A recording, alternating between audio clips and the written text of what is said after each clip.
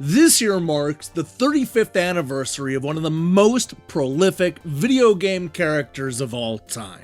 No, I'm not talking about Mario or even Sonic, but rather another blue bomber, the one and only Mega Man. First released in 1987 with this embarrassing cover art, Capcom would go on to release dozens of sequels, spin-offs, remakes, and more. I'm talking about 11 main series entries, 8 Mega Man X games, 6 battle networks, 4 zeros, multiple compilations, and even a soccer spin-off. Yeah, I think it's safe to say that Mega Man is one of the busiest video game characters of all time. Now, in that time, Electronic Gaming Monthly managed to review 40 different Mega Man games, and yes, I am including Tron Bonne. They were there for all the excitement at the beginning, the mind-numbing repetition of the middle years, and then of course the joyous resurrection in the late 2000s. To help celebrate this monumental anniversary, I wanted to see how EGM ranked the 40 Mega Man games they reviewed between 1989 and 2009.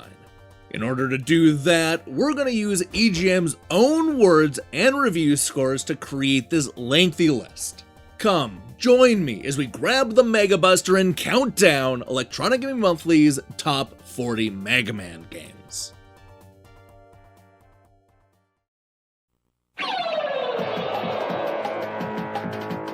Super Robot Rockman! 世界の平和のため、7つの武器を駆使して悪のロボット軍団を倒せ！アイテムいっぱい、楽しさ抜群！スーパーアドベンチャーゲーム、ファミコンソフトロックマン好評発売中！カプコン。 Up first, we have number 40, Mega Man X6 on the PlayStation. Ooh, I thought I'd sooner see a Sasquatch ride a Chimera bareback through the streets than a bland series like Mega Man X last through 6 installments. At this point, Capcom is subscribing to the ladle on more power-ups and push through philosophy. If you've played a recent Mega Man X game, then you know that the story and bosses have gotten lamer with time. But X6 takes the cake. Metal Shark Player? Ground Scarovich?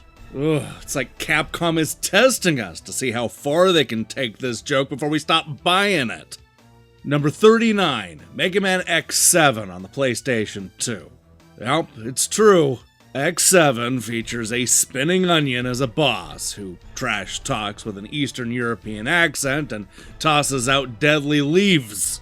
Not since Kung Fu on the Atari Lynx have vegetables been portrayed so negatively.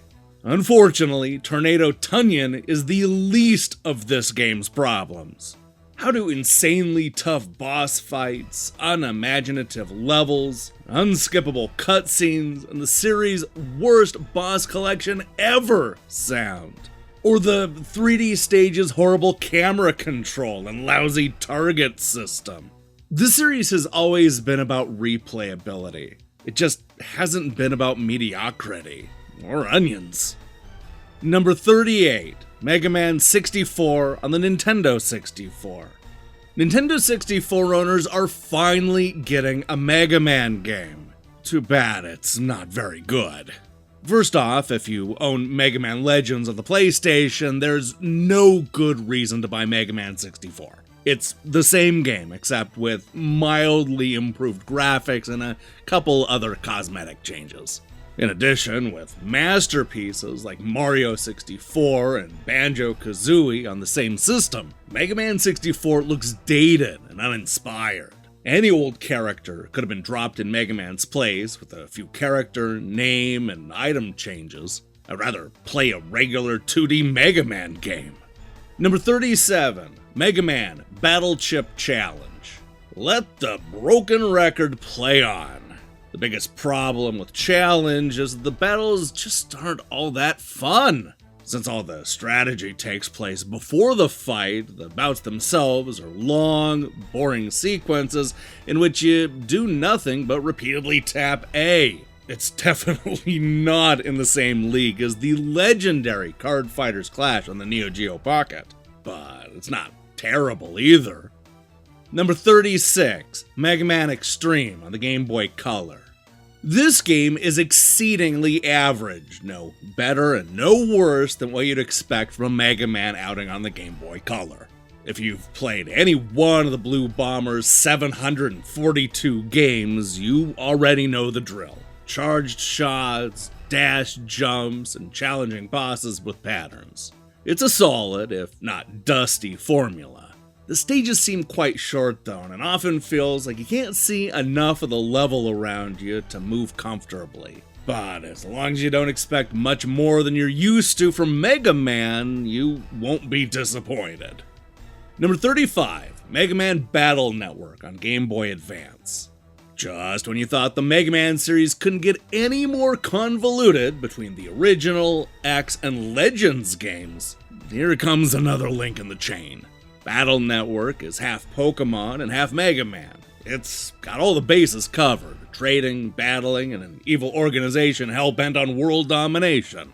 The storyline's predictable, boy saves world stuff, just loaded with old-school Mega Man references. It's fun, but it's more for Mega Man fans than anyone else. Number 34, Mega Man Network Transmission on the GameCube. Have my once great Mega Man skills atrophied to the point where I have to continue 20 times to beat a level? Nope, this game is just life-threateningly, perversely hard. Seriously, this is the toughest game the series has ever offered, and the extreme challenge will annoy, frustrate, and ultimately eradicate nearly every gamer who attempts to tackle it. Rent, rant, then return. Number 33, Mega Man Legends on the PlayStation. I hate the graphics. Mega Man's Canadian accent sounds ridiculous, the control system sucks the big one, and the fact that you can't even skip through story talky bits is annoying. I had high hopes for this, but its lack of originality and grating childish humor and presentation really bugged me. There's plenty to do, and you can make it last thanks to a lot of subquests and weapon mods, but it all seems so boring. Number 32, Mega Man X Command Missions on the PlayStation 2 and GameCube. In combining Mega Man X with a role-playing game, Command Missions somehow draws attentions to the worst parts of both. While the crisp graphics and energetic battle work well, the dungeons are a chore and the plot is your usual Mega Man X bluster. Unfortunately, innovation has taken a back seat here for more predictable competence. Number 31, Mega Man X8 on the PlayStation 2. For some reason, Capcom decided that we needed another Mega Man X game, even after the mess that was X7. Fortunately, it's given us something a little more enjoyable this time. The last game's horrible 3D stages are now less frequent, and the bosses have graduated from embarrassing to just forgettable. X8 may not be the series' high point, but it's good to see it crawl back to respectability. Number 30, The Misadventures of Tron Bonne. Tron Bonne is cute in a way, but its target audience is a mystery to me. I guess fans of Mega Man would get the most out of it. The silly part is, it's kiddie in many ways, but deep enough to be confusing for young gamers. All that crap about debt and bank robbing, plus managing the serve bots? The stuff could get screwy real fast. I categorize this as an oddball title that only a select few will appreciate. Probably the same guy who likes irritating stick. Number 29, Mega Man 6 on the Nintendo Entertainment System. Okay, Mega Man was fun and original back in the days when the letters NES meant something. Now the game is just getting redundant. Oh sure, Mega Man may learn a few new tricks here and there, but this series has to end soon. On the bright side, the backgrounds have more detail than the previous 5 games, and the music is decent for 8-bit. But come on already, let this end before it gets any worse. Number 28, Mega Man Soccer on the Super Nintendo. A good soccer game with Mega Man is the main selling point. The game is incredibly playable with the great option of selecting teammates who are friends and foes alike. This will keep you and a friend playing for hours.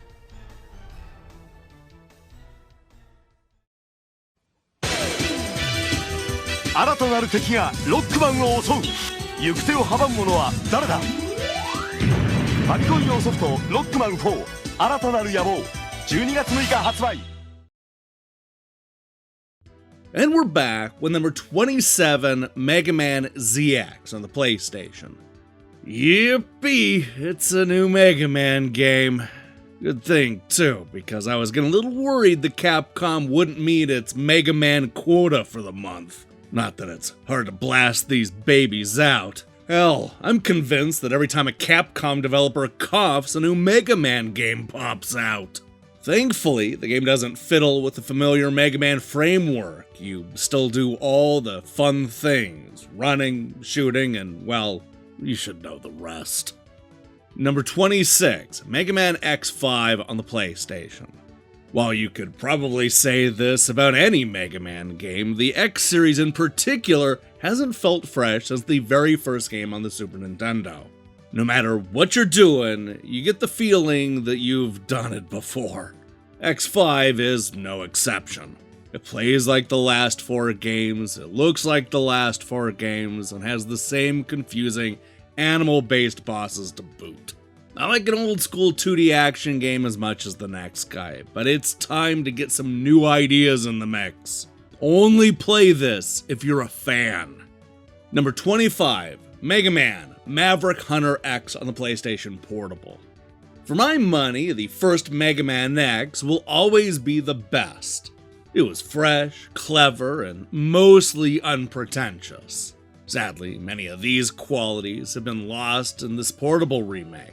The 3D graphics are lovely on the PSP screen, but the controls feel a little sluggish compared to the Super Nintendo classics.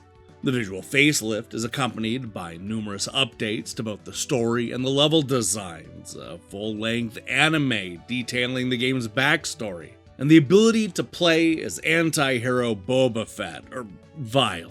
In other words, it's a love letter to Mega Man X fans that won't be of much interest to anybody else. Number 24, Mega Man 02 on the Game Boy Advance. This series' well of inspiration ran dry a decade ago, back when Capcom decided that Flame Man was different enough from Fire Man and Heat Man to warrant creation. So, although Mega Man 02 fails to deliver anything substantially new, at least it serves up a solid action romp. Mega Man fans won't be let down, and even casual players will get their money's worth. Number 23, Mega Man 03 on the Game Boy Advance. Another year, another 0. You know what to expect here. Superb 2D visuals, tight control, punishing bosses with ridiculous names, and extremely challenging gameplay. I love a good old-fashioned side-scroller, but when the biggest enhancement you've got is cyberspace, you know the developer is running out of ideas. Number 22, Mega Man 7 on the Super Nintendo. Get ready for more of the same. Mega Man 7 looks, feels, and plays like every other Mega Man game before it. Of course, there are the typical new weapons and bosses, but the game is, and probably always will be, repetitive. The graphics are crisp, and the control is superb, but the music is, well, boring. If you're not running out of room on your shelf from all the Mega Man games, give it a try. Number 21, Mega Man X3 on the Super Nintendo. I am so sick of Mega Man that I'm having dreams at night that the blue-clothed hero showed up at my house and forced me to play more of his redundant titles. This latest release is just like the rest. It looks and plays really well, but the story needs a serious facelift. Mega Man X3 is nothing we haven't seen before in earlier Mega Man releases.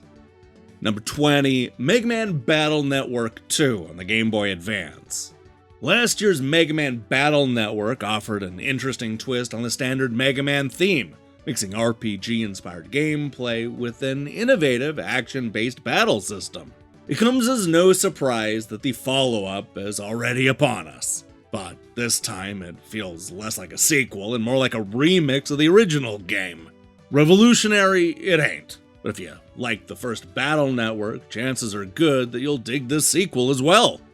Number 19, Mega Man Battle Network 3 on the Game Boy Advance. I've never been a huge fan of the Blue Bombers Battle Network games, but this eerily similar third installment is actually slightly better than the last two. The graphics haven't changed much, and the gameplay has had only a few nips and tucks. This time, though, the whole package just feels more cohesive. I still can't completely get into the collector-chip battle system, and I wish that Capcom would make the multi-level stage layout less confusing. But I guess you can't have everything. Number 18, Mega Man 5 on the Game Boy. Will the Mega Man series ever end? This latest entry into the never-ending saga has the typical huge levels and formidable bosses with unique powers.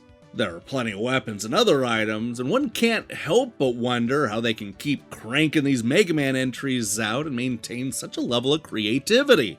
Fans of the first 4 portable entries will appreciate this one. Number 17, Mega Man X2. Yes, finally, the sequel that we've been waiting for. This one has music and stages similar to the old NES series, and has everything that are trademark of the Mega Man series. Hidden items, huge bosses, etc. A must for fans. Number 16, Mega Man Anniversary Collection on the PlayStation 2 and GameCube. Oh, it's scary to think the Mega Man is older than a large portion of the gaming populace. But it's a perfect opportunity for those people to find out why this series has been around so long. As this collection shows, almost every one of the 10 Mega Man games offers an action experience that still holds up to this day, thanks to some great level designs and gameplay mechanics.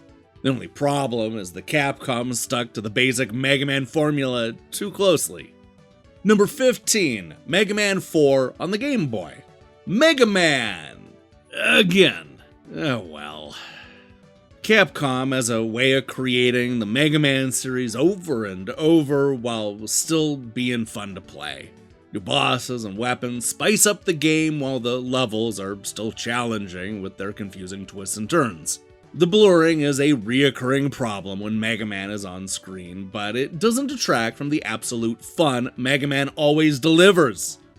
Number 14, Mega Man 5 on the Nintendo Entertainment System. Okay, so it's an 8-bit title, big deal. I must admit that I'm hooked on Mega Man. Each sequel looks better than the last, but I just wish that they would sneak over to the 16-bit world at about the 6th or 7th sequel. All new bosses with all new weapons await, and I can't wait to stop reviewing it so that I can play it.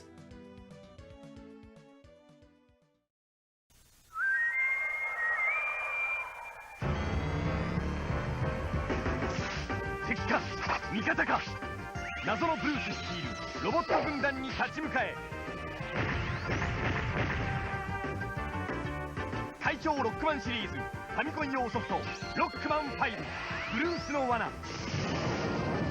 好評発売中ロックモードも仲間入り And we're back with number 13, Mega Man Legends 2 on the PlayStation. As one of the biggest skeptics when Mega Man went 3D, I found enough gripes about the first Legends to keep me from getting as absorbed in it as I did the old NES games. The sequel, though, is actually a fun little game with a lot of improvements in gameplay and appearance. Story-wise, it pretty much flows from the first Legends with the same characters and plot. So if you like the original, then you'll surely enjoy this game. Number 12, Mega Man 2 on the Game Boy. All the techniques, action, lively graphics, and animation from the NES versions of Mega Man have been captured for this second Game Boy adventure. Mega Man 2 on the Game Boy is a great addition to the portable's library of adventure titles and definitely a surefire pleaser to anyone familiar with the Mega Man saga. Number 11, Mega Man 2 on the Nintendo Entertainment System. Mega Man 2 is one of those must-buy games of the year. It's just a tad too easy and will probably be no big problem for seasoned players to beat. Excellent graphics and sound with exceptional gameplay that is perfect in every way. Number 10, Mega Man 0 on the Game Boy Advance. This series is really tired. The last few X games on the PlayStation have been really boring. But I have to say that Zero really surprised me, that it's a lot more fun and a lot less irritating than the previous games. My only complaint is that this doesn't really feel like a Mega Man game. You don't get to choose your bosses in a random order, nor do you really get any of their weapons. But I can't fault an otherwise good game for simply having the wrong title. Number 9, Mega Man 3 on the Game Boy. Capcom has created a near-perfect copy of the NES version. The game plays the same, looks the same, without the color of course, and almost sounds the same. This is easily one of the best Game Boy action titles to come out in a long time. Great bosses and not a whole lot of screen blurring. Don't miss this outstanding cart. Number 8, Mega Man 4 on the Nintendo Entertainment System. Our favorite 8-bit hero is back for another adventure in Nintendo Land. The graphics are typical Mega Man style and aren't anything spectacular. The music is good, but gets repetitive rather quickly. I love the new power-ups like the wire arm.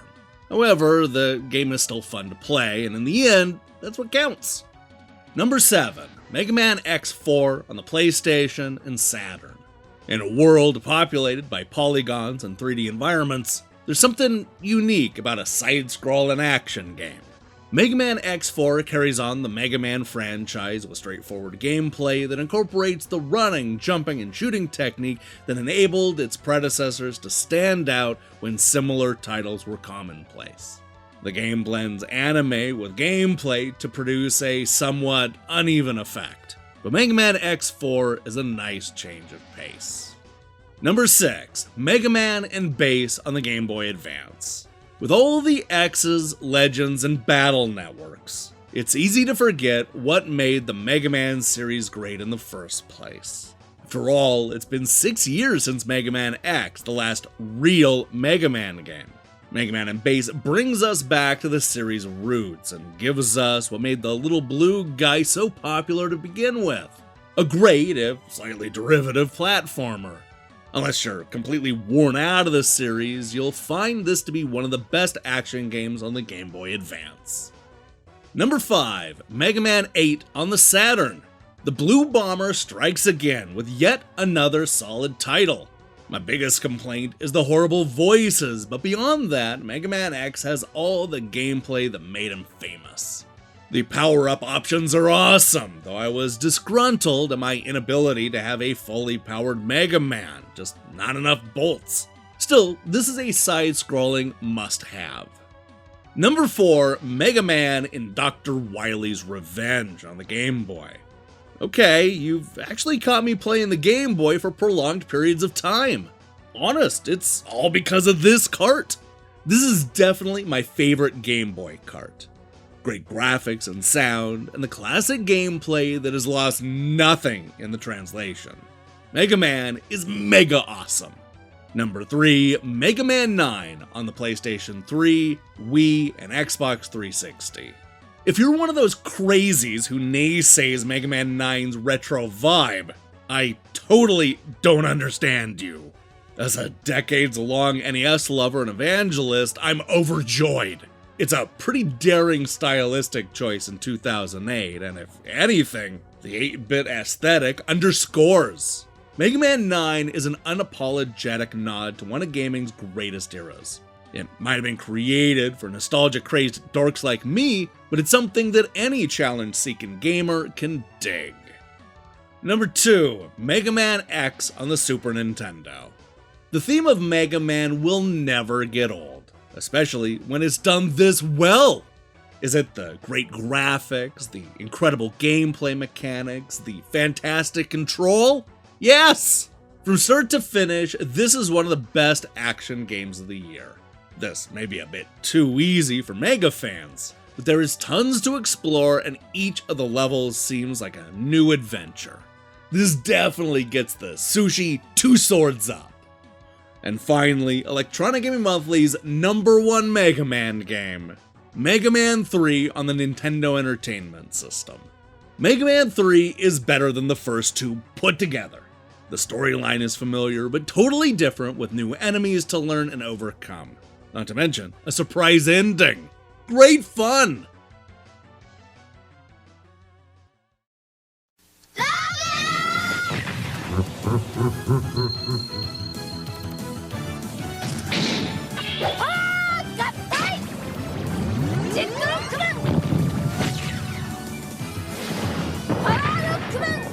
世界の戦士と戦うために最強パワーを手に入れたロックマン6史上最大の戦いファミコン用ソフトで発売中ロックマンワールド4もよろしくね Capcom